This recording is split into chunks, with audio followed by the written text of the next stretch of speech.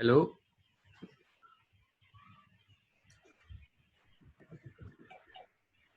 Hi, Mael. Do you hear me? Hey, yeah, I hear you well. Cool. So, welcome to BeJS. Hello, everyone.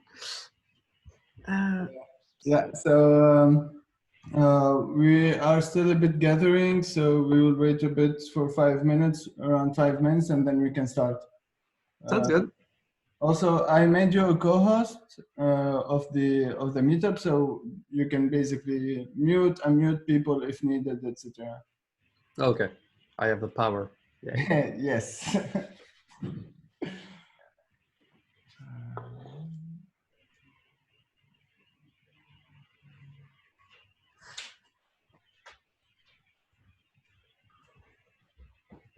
That's a pretty lion. Yeah, actually, I hired a designer on Fiverr Mm?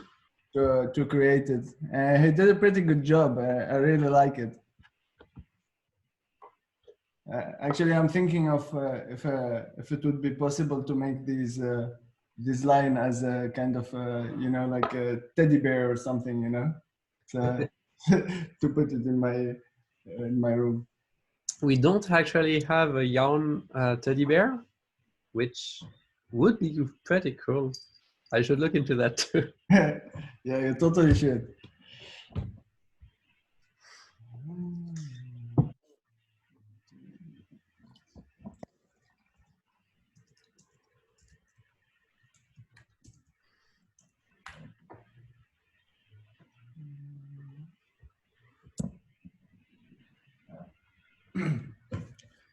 If you want, we can start by asking some pre-talk questions. Uh, so, yeah, like if you can introduce yourself a bit and talk a bit about yourself there. So my name's Mael. I'm in Paris. I work at Datadog. Before that, I used to work at Facebook in London. And I joined Yarn back in 2017 as part of my work at Facebook, actually. I joined Facebook because there was Yarn, there was React, there was all those amazing JavaScript technologies, but I never actually thought I would actually work on one. And then I joined the company and, yeah, we are hiring someone to help us work on Yarn. So I said, yeah, sure, why not? And eventually I left Facebook and kept working on it, leading the V2 efforts and continuing to work on it even now. That's cool. And how was it like to work on something like Yarn? Like because basically usually package managers are this thing that do some magic that no one understands, and like it just works. You don't know why it works, don't know why sometimes it doesn't work, but yeah, like it's magic. Yeah. When I joined the code base, it was the same thing for me. I really had no idea how a package manager was actually done behind the scene. Then I started to see a bit of logic behind it. And I think one of the things that helped with that is that I tried to write my own package manager as a plaything, you see, trying to build from scratch and figure out what are all the problems that are behind it, what are the algorithms that are typically used, this kind of stuff. And over time, that actually helped a lot to get a better understanding on how they are made. And that led to the V2, which has a completely different architecture from the V1. But at the beginning, it was a bit overwhelming, and then it felt better. Okay. So I think it's time. We can already start. If some people will join a bit later, it's okay. So Sure. yeah, I'm gonna remove my video so that people can, and I'm gonna stop sharing so that people can see your slides. So And the stage is yours. let me see. Okay, do you see it? Yeah, I see it. Great. So Welcome everyone again. We are going to discuss a bit Yarn 2 and all the new workflows that are inside it.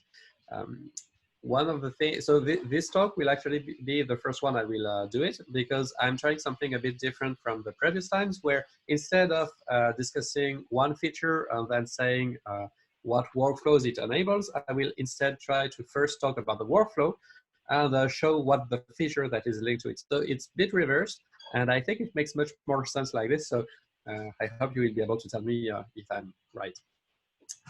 So the first workflow we are going to talk about, I will need to move my own face because I don't see. So things work for me, but my colleagues cannot find model, or in general, they get errors when they try to install the same project as me.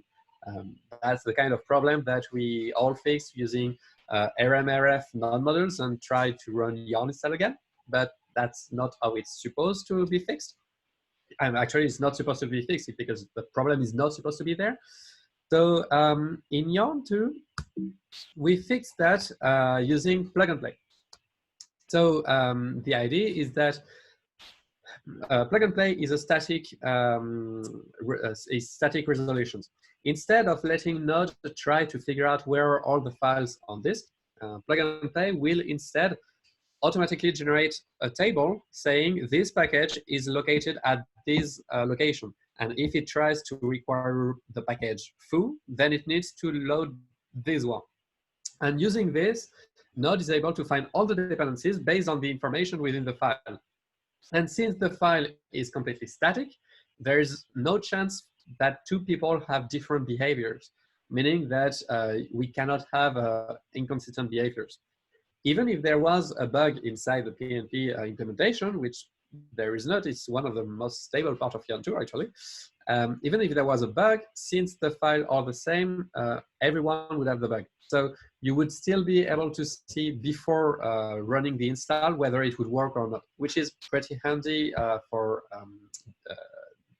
deployments, because you don't want your deployment to suddenly fail, even though it worked in production. One typical problem where this happens is when you have hoisting and you have dev dependencies. For example, let's say that you put a Lodash inside one of your dev dependencies, and suddenly in production, you are using yarn install -- production. Then Lodash is not installed anymore, and things crash. And that's a problem that occurs pretty frequently. So thanks to plug and play, it's not the case anymore. Another problems that is solved in Yarn 2 are my non-models swallowed my hard drive. Non-models typically are one doc inside JavaScript because of how huge they are. They seem to contain the entire world, even though there is little reasons for that. So in Yarn 2, it's kind of fixed. So I will show you, and we'll see why. So I have this repository. And in order to test it, I'm going to use the new command in Yarn 2 called dlx. You probably know it as npx. dlx is kind of the same thing as npx, except that we only run remote packages. We don't use dlx to run the scripts, since you can just run yarn build and it will run the build script. So we don't need to use npx for that. So I'm running yarn dlx with create react app on CR yarn 2, which runs everything. So it takes a bit of time because first we have to install the create react app package, then it needs to install the template, then it needs to run the template, which installs the dependencies of create react app, then it needs to remove the template. So that's always a bit of work. Note that we have a bit more log. Usually the terminal is able to remove most of the line, but because some of them are wrapping, it doesn't. We will have to fix this. Then you have the link step. Typically that would be when the non-models is copied. So you can see that it only took 10 seconds, which is much faster than with the non-models, as we will see. And now it is removing the template. Yep. And now it should be done. Suspense. Yep. So we have our CR yarn2 folder, and if I use du to see the size of the folder, we can see that it takes 130 megs, including 77 megs of .yarn, and the .yarn folder is the one that contains the cache. So now we can try to do the same thing with npx using -- use npm, which will do the same thing but using the npm package manager.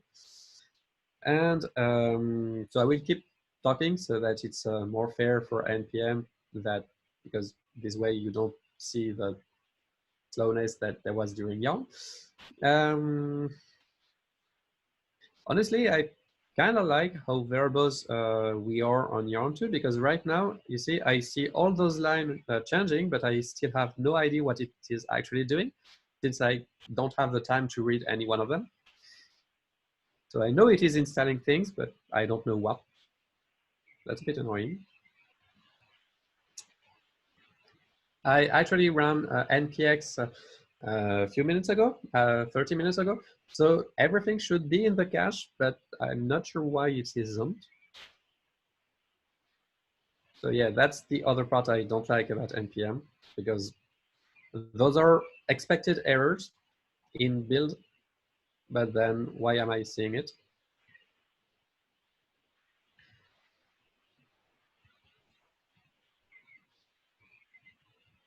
No, it's the template dependencies. This is actually the longest part of this talk.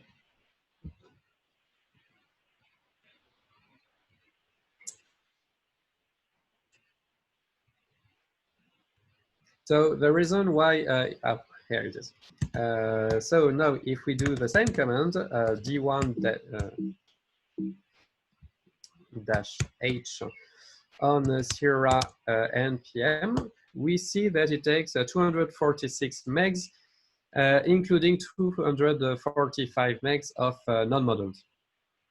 So that's pretty different. If we look at the same numbers, we have 77 megs of yarn. The other part is the cache. We will come to that. Sorry, is the .git folder, which is much bigger in yarn 2. We will come to that. It's not required, as we will see. So what's interesting is that the .yarn folder is much smaller than it would be using a typical non-models. And that's not about a statement about npm, because yarn1 is doing the same thing. It's just that the non-models directory, since it contains a lot of files, contains also a lot of override for the file system.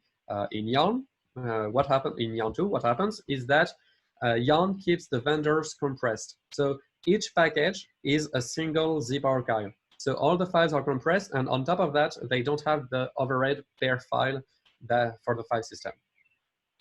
On top of that, using a single file per package means that we can clone them on the file system level rather than copy them, which would be not as impactful if we had to copy, let's say, 100,000 files.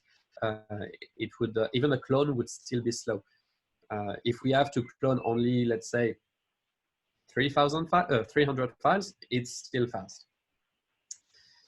So let's go to the next use case. So I often need to run yarn install when switching branches, or the npm registry sometimes go down and we can't deploy our replication. So those are two kind of things that happen fairly often. So I handle the yarn pkg Twitter account, and the main reason I can see that the npm registry is down is because people are sending us messages telling us that, hey, the yarn registry is down. The yarn registry doesn't exist. The yarn domain name is just a proxy to the npm domain name. So if you get HTTP 500, for example, it will be a problem on the npm side and not on our side. We can't do anything about it. But it still happens, and so we hear about it. But with yarn 2, it's easy not to have to care about it. The reason for that is that if we go into the CRA yarn 2 folder, so we've seen that we have this .yarn folder, and it contains a cache containing a bunch of zip. If those zip are part of the of the Git repository, then when you switch branches, all your cache is already there.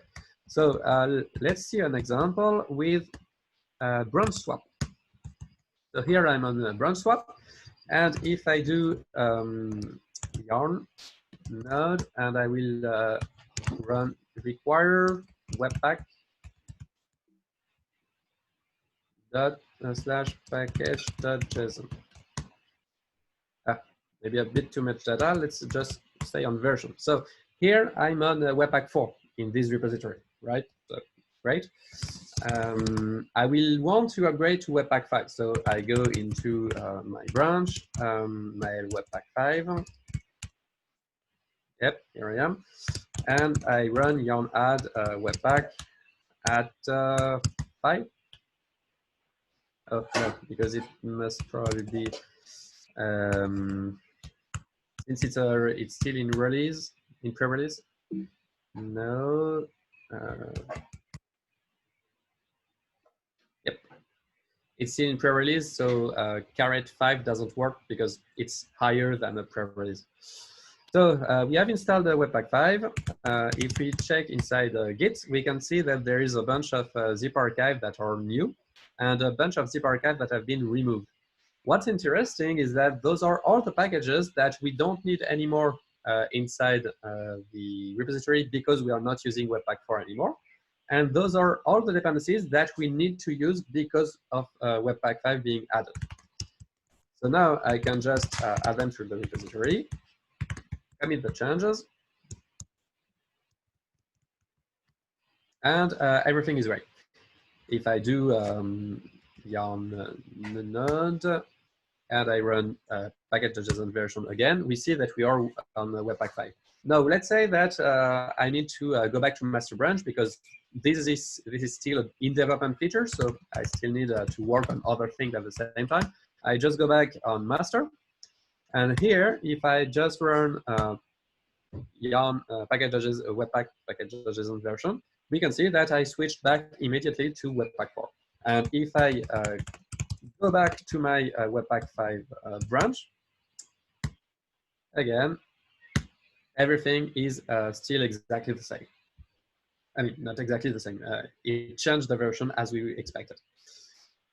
So the idea is that with yarn 2, dependencies can be stored inside the repository.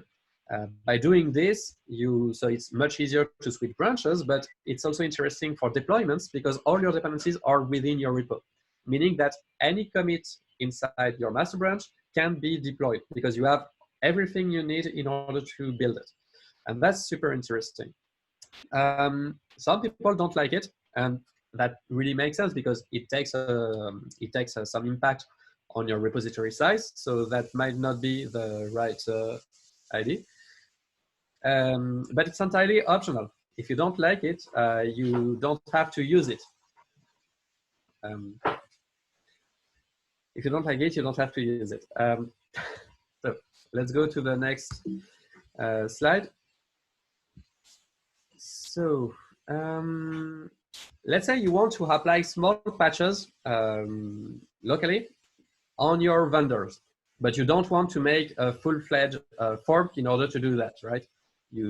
It would be a lot of trouble. You would have to create a new repository, or you would have to build the package because perhaps it has a pre-published scripts. Usually it's really a pain, and especially if it's just to add a single line. So yarn can do something to help you with that. Let's go to our repository, and let's say that we want to patch left pad, right? So we have our left pad package, and we would like that it returns 42 instead of returning a string. I don't know why we would want that, but let's say that it's important for us. Then what we can do is to run yarn patch left pad. And then yarn tells us a few things. So the package got extracted with success. You can now edit the following folder. That seems nice. So let's take it and go into this folder. So here we have the content of the package. We have Travis, a file called yarn-patch.json, the README, but we are interested in the index.js. So here we see the actual source of the package. And here we are going to add a new statement, return 42. Yeah, that's it. We can close that. And yarn told us, once you're done, run yarn patch commit. That seems something that we should do. And we are going to redirect the, no, we are not going to redirect the output for now. Just running this command gives you a diff of the changes that you've made. By redirecting this command inside a file, so let's say my changes dot patch, and by running yarn add, so left pad at patch, and here we need to indicate which version of left pad we want to patch. So let's say left pad at 1.3.0, and we are going to point it to my changes.patch. So it's just a yarn add command, just as always. Yarn fetched it, and well, no, if we do yarn node and require left pad and call the function, we get 42. So the changes that you made have been applied to the package that has been fetched inside the yarn cache. Something that's interesting is that if I want to, let's say, yeah, let's try to change the patch file. And instead of returning 42, I will return 21. So I save the file. I run yarn again. And now it is able to detect that the integrity changed because my text editor actually added a new line at the end of the file. So that's a bit annoying, but yeah, something to be improved. Okay, let's go back to here. So I want to apply small patches to my vendors.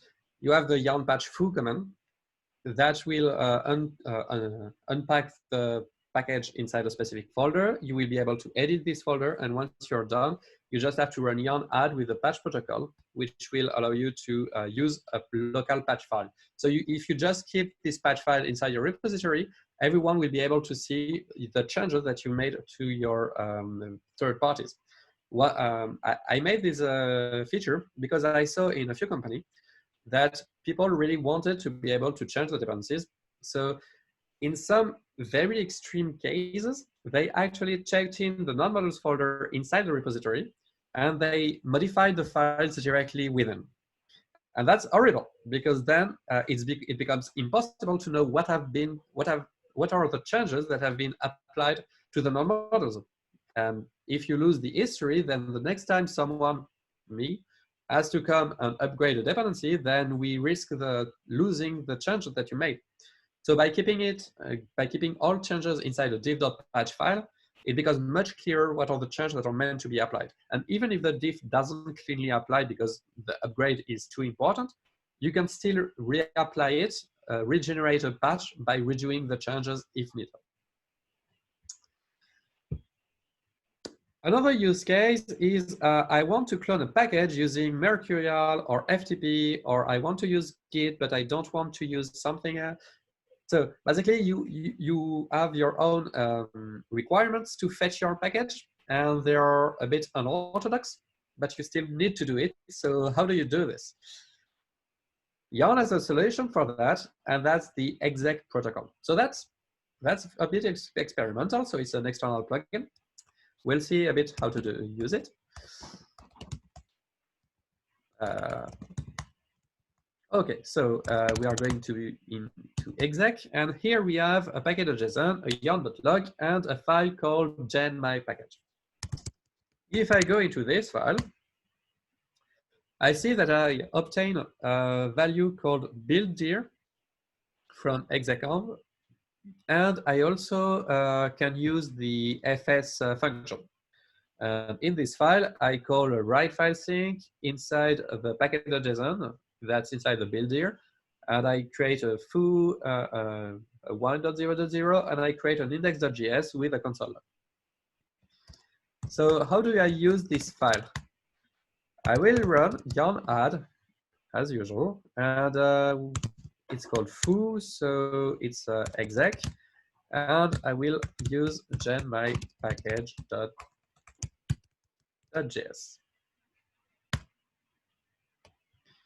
And here we can see in the log file, we don't see any change. Oh, because I'm not in a Git repository. But if I open the log file, we can see that the exec protocol got bundled. It got a version, so the version that we expect, and it got a checksum, so everything looks fine. And if we look inside the cache, so .yarn/cache, and we see foo exec here, we can open this archive with Emacs, and we see that we have our index.js console log, hello, this is a generated package. And we have the package.json with all the value that we wanted. What's interesting is that right now, so I used FS in order to write the files myself, but in most cases, you will not do this. In most cases, you will actually use spawn, and you will be able to call any binary on the computer in order to generate your package. So let's say that you want to generate a package from something that is on a Mercurial repository. You would just be able to call the Mercurial CLI, AG, to clone the package inside a specific, inside the build directory. Then let's say that it has a pre-built script, then you would be able to use another spawn in order to execute them. Then let's say that you want to apply a patch and you don't want to use the patch protocol on top of exec, you would just use write file in order to modify the files inside your build directory. And once you're done, Yarn will pack all this into a package that it will store inside your cache. And the idea is that if you modify your gen script, then the package will be refetched again. So that's a very powerful feature. That's perhaps one of our most powerful features because it gives you a way to basically tell Yarn, okay, I know more than you, and I know that you're not able to support this, so I will just write it myself using a simple node script. So that's extremely powerful. So yeah, Yarn plugin import exec. So I didn't need to do it because I had done it before, but it's just a command, yarn plugin import exec, and it downloads the plugin from our repository because we have a few plugins that are official, so they can just be referenced through their names. So yarn plugin import exec, then yarn add foo with the exec protocol, and then you decide how to fetch foo based on the content of the node script. Another use case, let's say that I don't want my application to depend on the underscore package because here at Datalog, we are using Lodash and not underscore. So no point to have the two of them, right? Or let's say that I want my workspaces to all be marked with the flag private true. So those are two requirements that may be a bit difficult to express right now. So how would we do this? So let's go into the constraint folder. You might have heard about constraints because when Yarn 2 got released, a few people may joke about, oh, Yarn is using Prolog. That's a very strange choice. So we'll see a bit why. As you can see, we have a constraint.pro file here. So let me open it inside VS Code. Yep. Yeah, this is fine. So we have two rules here.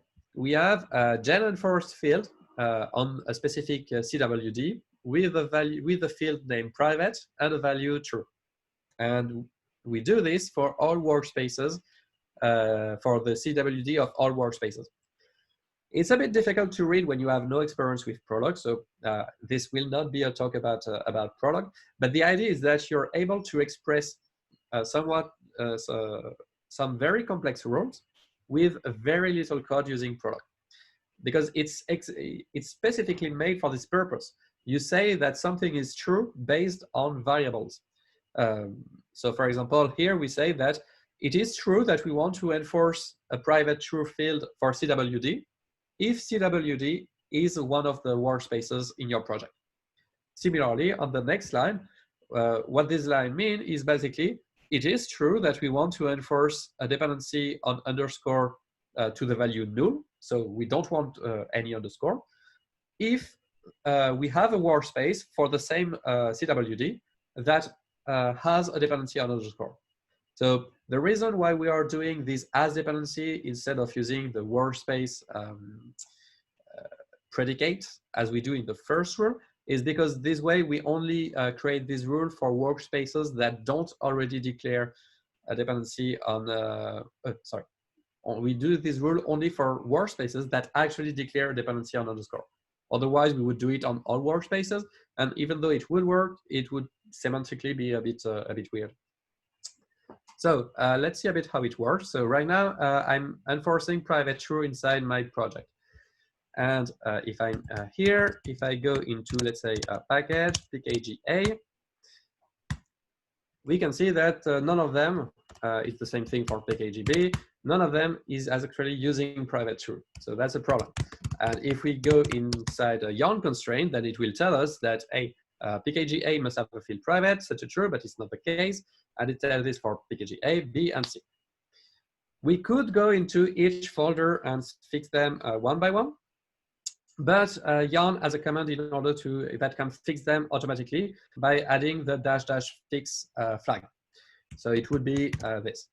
It has a bug right now, so I will not demo it, but we have actually fixed it inside the master. And by running a yarn constraint -- fix, it will automatically fix all the problems that have been detected. Similarly, so you saw the second rule here. So by adding this rule, and let's say that I run yarn add underscore here, yep. And now I run the constraints again. Yarn will now tell me that constraints, so our package, has an extraneous dependency on underscore inside its dependencies field. So now I'm able to fix it myself. But again, with the -- fix flag, I would be able to automatically fix the problem by automatically removing the dependency from the list. So that's also a very powerful feature. I don't have Chrome set up right now, so I will not. Let's see. I can show you a quick example of the yarn repository where we are actually using it a lot. So here you see that we have ruled that enforce that a workspace must depend on the same version of a dependency as the one used by the other workspaces. So no two workspaces can have conflicting dependencies. This one enforces that the workspace must use the workspace protocol. This one enforces that all packages have a BSD2 clause license. So there are a lot of possibilities with constraints. So that's why we went with product, because in a minimum of line, you are still able to make very expressive rules. So let's keep going. That's also an external plugin because we realize that not everyone wants to do it. So you just have to run yarn plugin import constraints and it gets imported inside your project. You can just add it into Git and everyone in your company will be able to use it without any problem. So it's still a bit verbose. Prolog is a great language, but syntax-wise, it has a few problems. So we are evaluating whether we want to provide a kind of TypeScript support for the Prolog rules. So you would write the rules inside TypeScript, which would give you auto-completion, a type check, this kind of stuff. It's still a work in progress, and we are only evaluating it, but I think in the future we might want to go there. Another problem that people sometimes have is I always forget to add my add types packages. So let's say that you want to add, where is my terminal? My terminal is here. So let's say I'm in this directory and I want to add a dependency on repeat strings. I think that's repeat string that may perhaps, no. Yeah. If we go inside the cache, we see that it doesn't have .d.ts. So it doesn't have TypeScript types. And that's annoying because I want to write my application in TypeScript, right? So what I can do is manually run yarn add types repeat string. But in order to do this, I had to know that a repeat string doesn't have types, right? And that's annoying. So instead, what I can do is to run yarn plugin import TypeScript.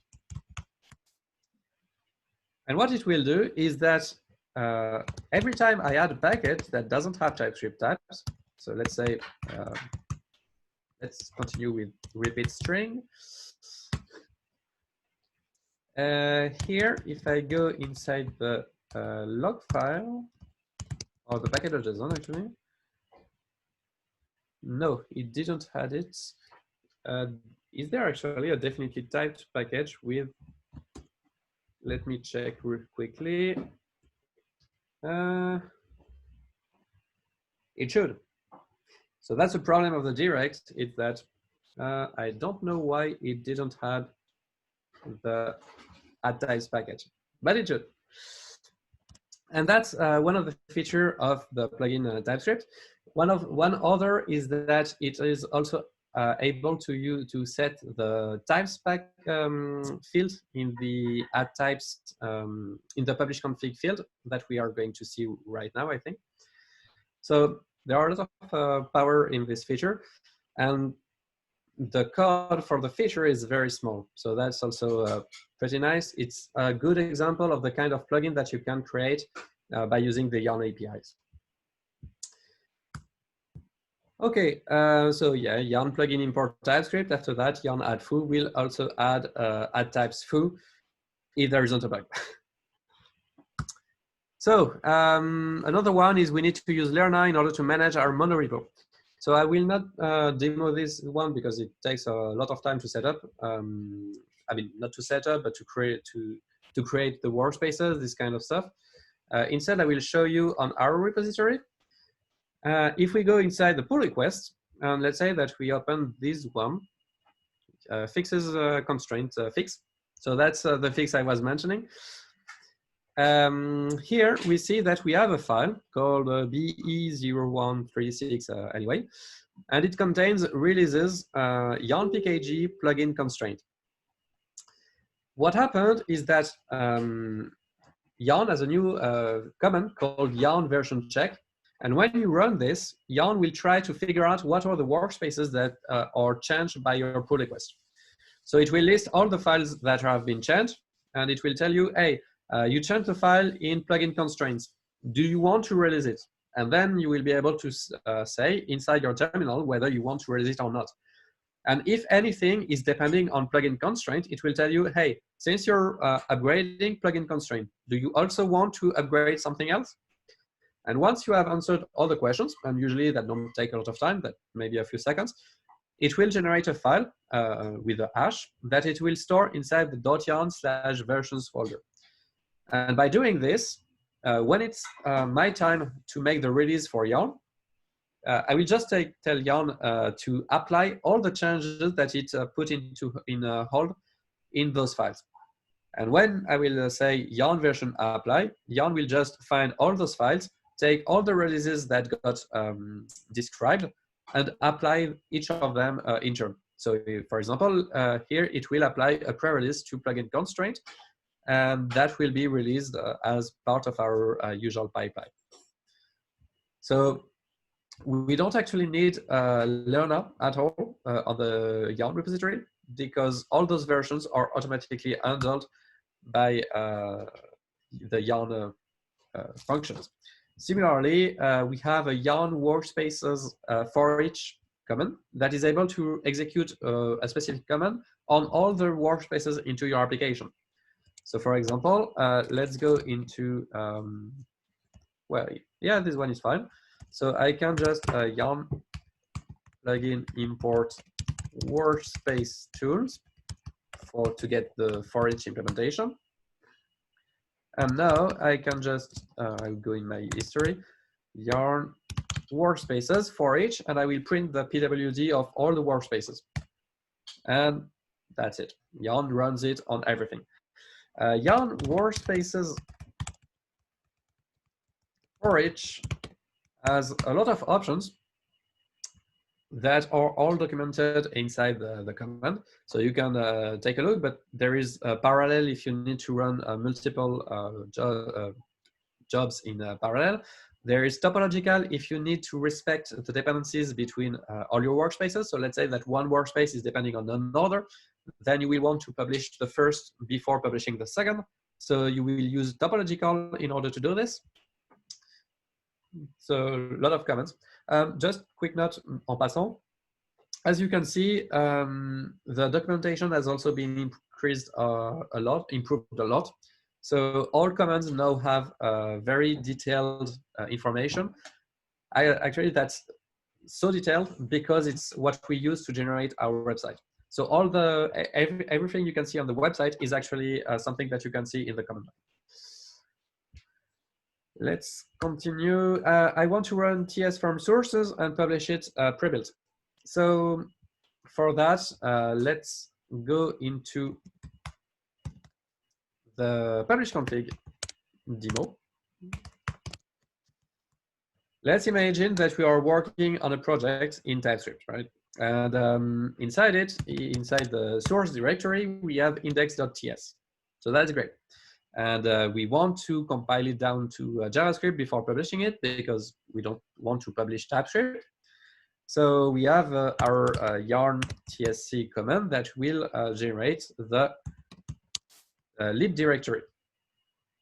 But now let's say that we also want, we are in a workspace context. So we want our other workspaces to use the TypeScript version of our project. In order to do this, we would have to configure the packet.json here and tell it that the main field is the actual TypeScript the TypeScript file, right? So it would be index.ts. So here I would do src index.ts. The problem is that if I do this, it will work just fine. So TypeScript will see that the main is pointing to a TypeScript file, so it will use it.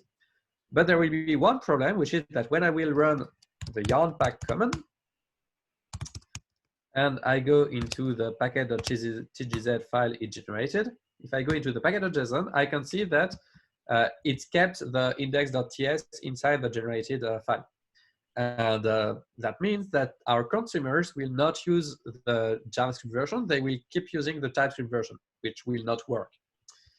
So we would need a way to be able to swap the version on publishing so that it points to the JavaScript version.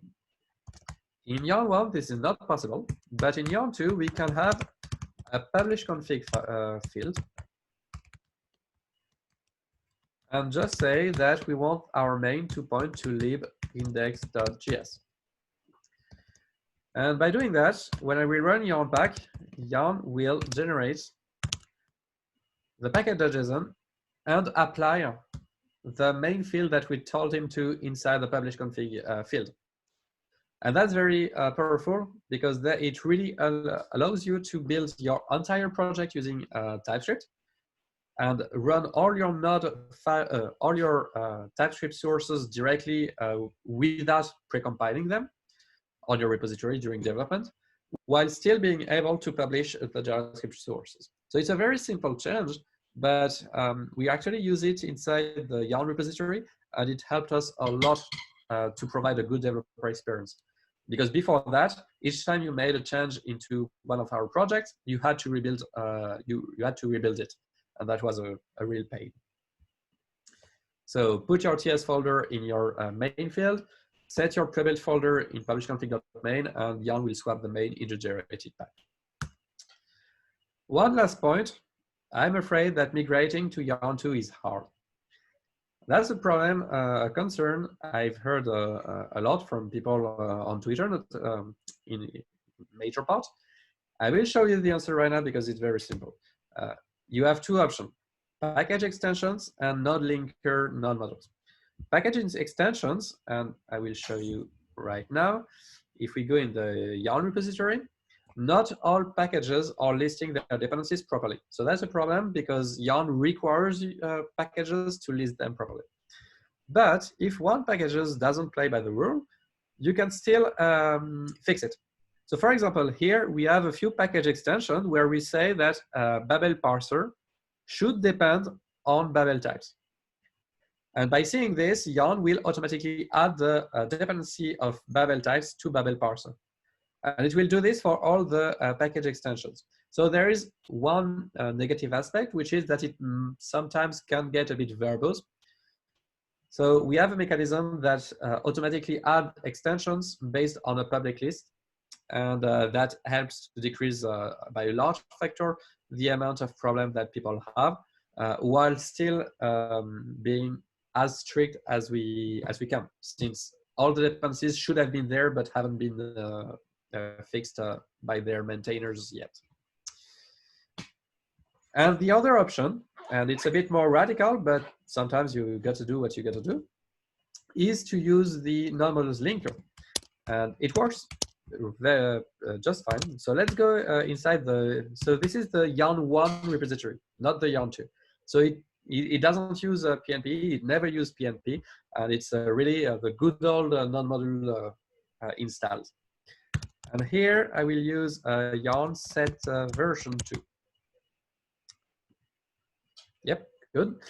Now I will change the linker inside my yarnrc.yaml to say node linker non-models.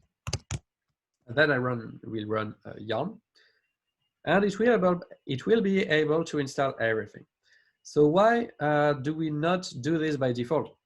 The answer is that even though the non-models linker in Yarn 2 is very stable, in fact, I would even say that it's more stable than the one in the V1 because we understand it better, ironically, and it doesn't have a lot of the bugs that exist in the V1.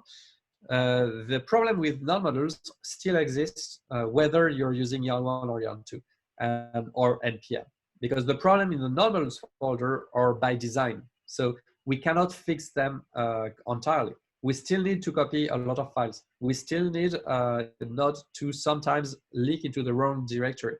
So there are a lot of problems with non-models that we really want to get past. So that's why the non-models linker is not recommended for new projects. But sometimes, for example, let's say that you're working with React Native or with Flow, you might need to use the non-models linker, and that's perfectly fine.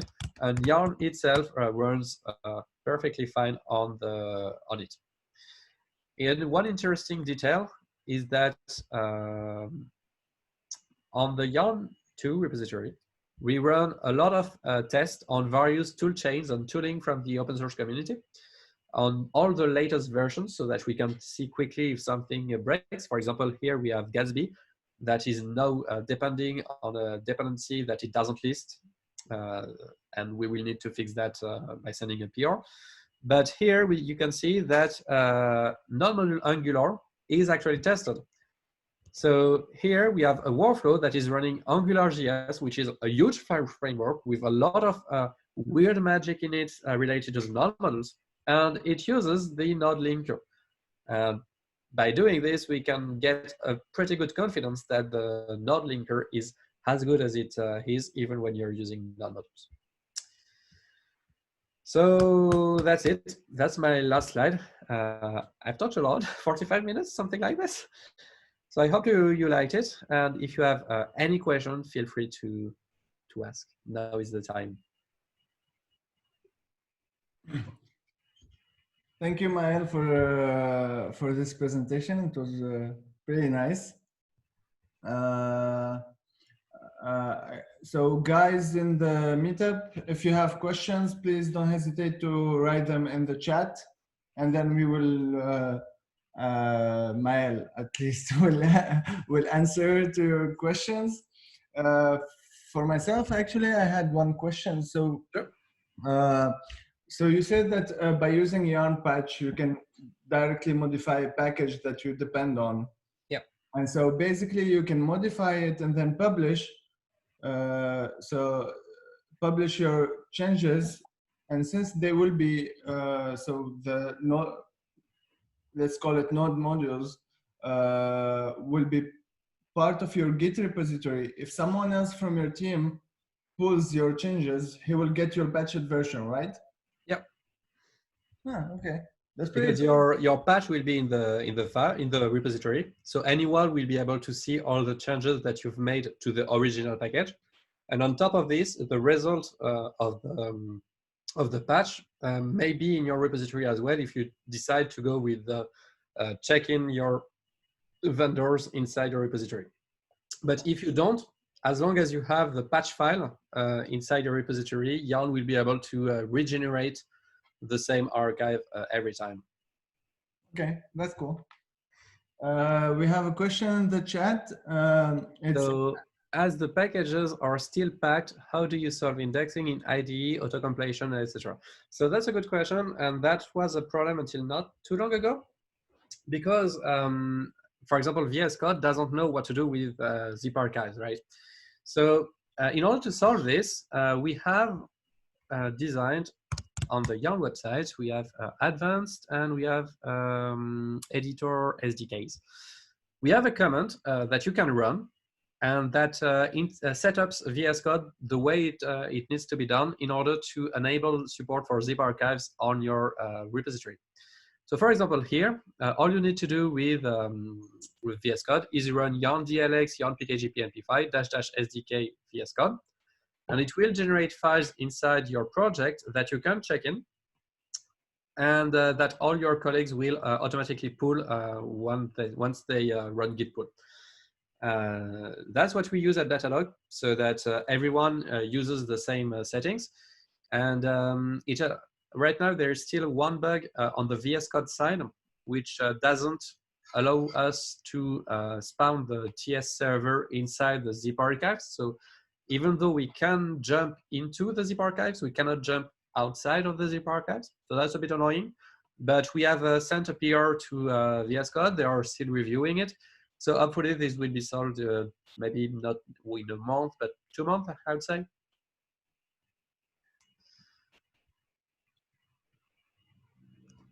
I hope JetBrains will apply that. JetBrains has been super helpful with us. They actually came to us long before the V2 official release, and they worked to implement compatibility with for things like Yarn Run, etc.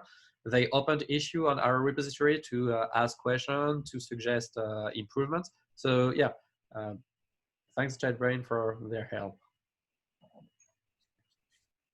okay.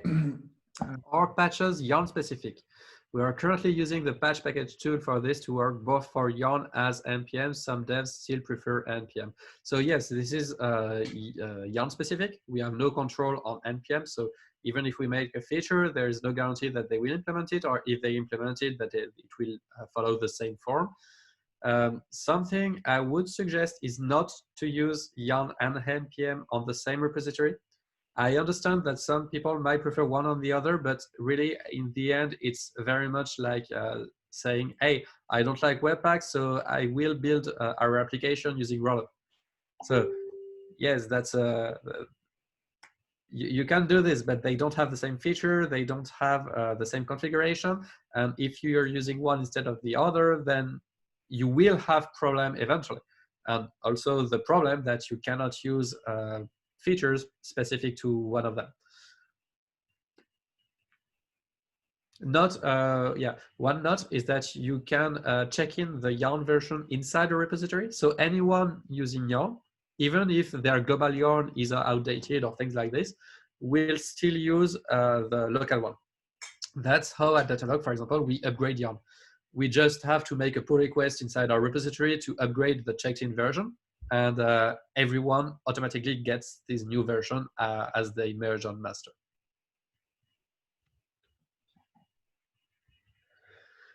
By patching vendor's code, we are changing the current code. I didn't get how the patch is applied if the vendor's version is updated, because it will not be the same code. Does it work like a git commit? So that's the reason why it didn't apply cleanly when I tried it, because when I updated the code, a new line return was added, and it broke the git detection of the hunks. So the hunks are the part of the code right before the change and right after the change. The way Git works is that it will detect those lines wherever they are in the file, and it will add the change. So if the third-party package didn't change much, it will be able to find the lines, even if they are not exactly at the same spot. But if, for example, let's say the package got from minified to unminified or the other way around, then obviously it will not apply cleanly and you will need to generate a new patch. But at least you will know that it doesn't apply cleanly and you will be able to fix it before it gets merged into your application. And yes, it works a bit like a Git commit.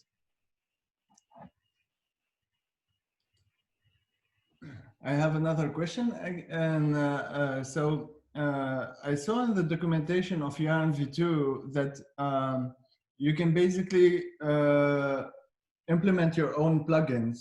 Yep.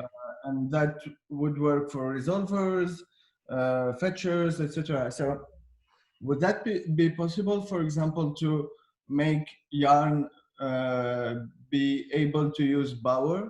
Like, so I think Bower uses GitHub repositories to download them. So would that be possible to do? I didn't look into Bower specifically, but yeah, sure. I think I don't know if it would be in the resolver or the fetcher, perhaps the two of them, but honestly, I don't see why not.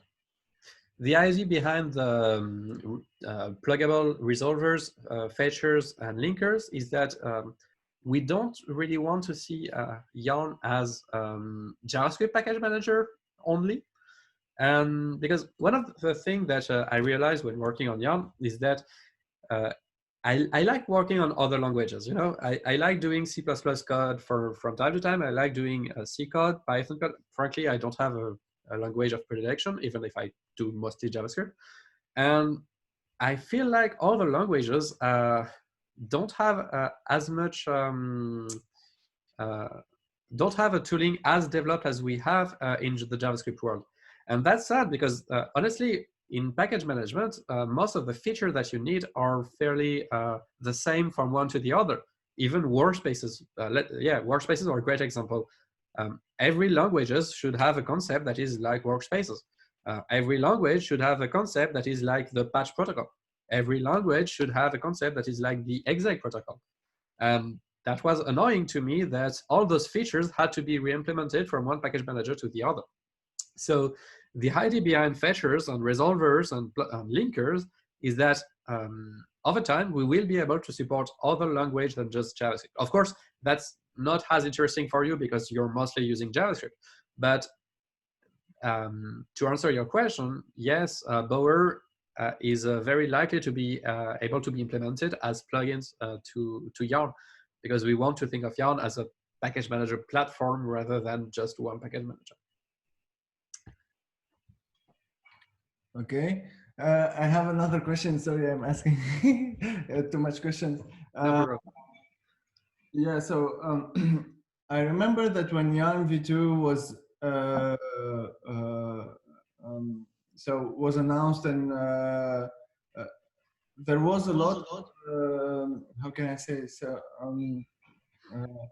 Controversy, and a lot of people on Twitter were suffering a lot to migrate to Yarn 2, etc. So can you explain why this happened? Was it something related to the constraints and the use of Prolog, or? So there was two problems, I think, during the release. One of them is that we didn't communicate very clearly that it's fine if you don't upgrade, honestly. If you stay on Yarn 1 is still a good project. And if things are working for you with Yarn 1, then it's fine if you keep using it. If there are a security problem, we will make a patch to fix it. It's just that we will not create new features on Yarn 1 going forward. But apart from that, if you don't want to upgrade from Yarn 1 right now, then you don't have to. And we made an error by using the term deprecated. The term legacy, actually, when speaking of Yarn 1, because by seeing legacy, people thought, oh, we have to upgrade now, or everything, or Yarn is, we have to upgrade Yarn now.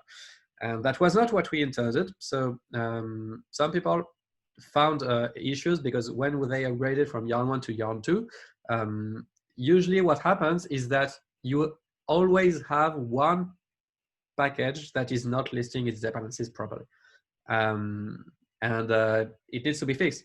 But some of the people who tried to make the migration expected everything to work out of the box with absolutely zero configuration. And that was not what we were trying to do. Yarn 1 to Yarn 2 is a major release. And it's expected that there is some extra time to spend on it. Overall, the migration, for example, on Datadog, the migration took maybe an afternoon for me. Of course, I'm more used to Yarn, but so it would be maybe at most a day for anyone else. But yeah, people didn't expect it to spend more than 2 minutes upgrading it, and that was a problem. Another one is that I think we have a problem in the JavaScript world of a lot of people giving advices without really knowing what they're speaking about. And for example, that I mentioned a bit before, but there was a bunch of trolls that trolled the choice of Prolog as technology. And that was a bit frustrating for us because we had actually made the research and we knew that it was the right choice, but still those people didn't even try the feature before taunting it on Twitter. And that's a bit the same thing in general for the PNP. Usually criticism on PNP came from the perspective of people who didn't know, who didn't care that the non-models linker existed, and that if they didn't want to use PNP, then it was perfectly fine. They could just use a different linker. So I think part of the problem was us not communicating well enough, clear enough our intentions. And another part of the problem was third-party users, but they were not actually using Yarn 2, that actually didn't try to make their research in order to understand what we were trying to do. Okay, I see. Yeah, I think as well sometimes people have the tendency to always like say no to new features or say no to new ways of thinking without really going deep enough to understand why this was chosen and why this this way to go. Generally speaking, I think we got pretty lucky because the Yarn contributor team is more active now than it ever was. When I was working on Yarn 1, it was mostly me and perhaps a few contributors that joined from time to time. And for the past year, we have had at least 3 active contributors at any given point that were discussing on Discord in our internal channel and sending PR to fix bugs or simply improve the infrastructure. So even that is a huge win in my opinion, because if I hadn't if we hadn't done all this work, Yarn would have died, because at some point I wouldn't have been able to keep working on it, and then no one would have knew what to do. And something I try to do really hard on Yarn 2 is to make sure that we are building a community as much as we are building a project, because this way I can also spend a bunch of time doing code reviews rather than implementing stuff, which allow me to focus my work on the core part of Yarn that maybe not all contributors can contribute to. So yeah, there were a lot of processes that were needed in order to foster a more wider community. And that's pretty cool. So people who are in the meetup, if you want to contribute to Yarn, do not hesitate. Yes. We also have a pretty t-shirt to give to our active contributors. So if you want to have a rad t-shirt to show in meetups, that's a good thing to do. Okay, and I have 2 last questions. I don't know if people have other questions in the chat. Don't hesitate to shoot. What do you think, and what do you think about NPM v7, which is coming probably in the next weeks or months? Uh, I know. So it's difficult to answer because I don't use npm. Uh, as you can guess, yeah, I don't use npm a lot, so I just know that I mean, I know that Yarn is working very well for me, and I know that all the features I need are into it, and I know that if there is a bug, I will know how to fix it, or someone else will know how to fix it. I think that the main problem NPM has isn't in terms of feature, contrary to what a lot of people are thinking, but in terms of processes.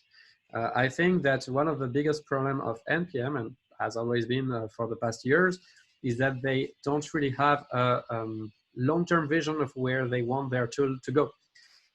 They don't each feature they have implemented has been chasing the trail of feature from another package manager, unless it helped them survive, because they were a company until, I mean, they are still a company, but they were a startup until very recently. And I think that's the main problem of NPM. And I'm not sure that NPM 7, which is technically nice, but it's still technical. I'm not sure NPM 7 will really help improving those processes or giving them a long-term vision. Okay, thank you for your answer. My last question is, I know you work for Datadog, and I remember I went to React Europe like last year, and there was a stand of Datadog there. So can you a bit